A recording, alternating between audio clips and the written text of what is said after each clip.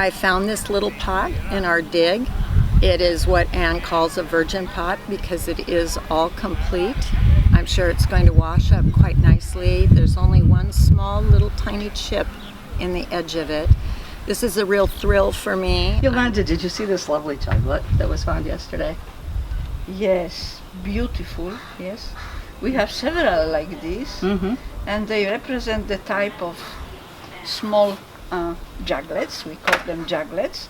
Also, the function, remains to be determined, I think. And they are very long-lived type. Yes, they are. They appear when?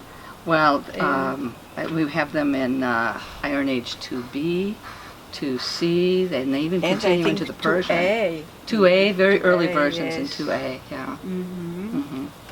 Yeah. Yes, and puzzling is the function of this vessel.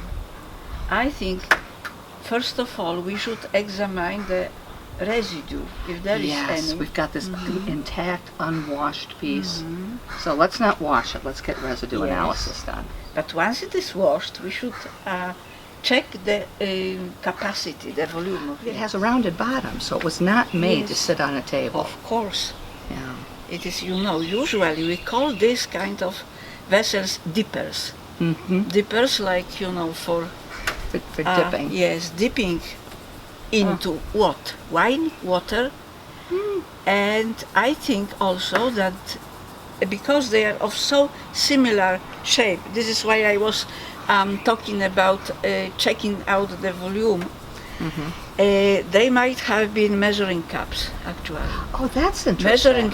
Measuring cups for wine, and maybe their presence should be connected with the existence of some sanctuary, place for communal banqueting, something like this. Oh, yeah. So this is why it is so universal shape. Probably used for, just may I feel your Thank you.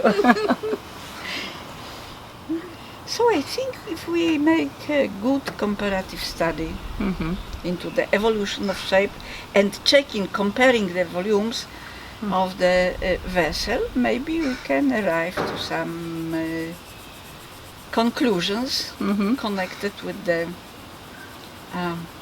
eating, drinking, banqueting activity at our place. This is Phoenician. Yes. Yes. Yes, the use of this kind of vessels starts, I think, at the turn of the second millennium BC. Oh yes, this is very early. And it's they are still present in the Persian period, right? Yes, they continue all the way through. On the basis of comparisons. Yes. Look at our books. Yes. And so this is the shape is different.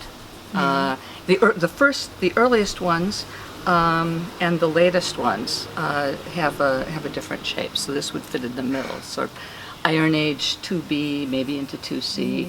Yeah, 2B, 2C. But it's not going to be earlier than that, and it's not going to be later because the shape changes.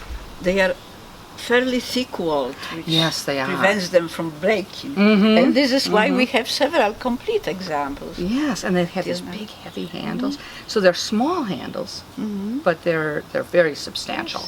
Say 2,800, 2,700, something like this. Yeah, it's enough. it's old. It's just lovely.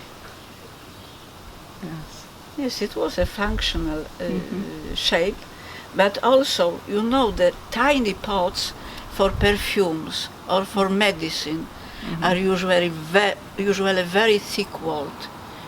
They have that thick bottom, so even if it was dropped to the floor, it would not break.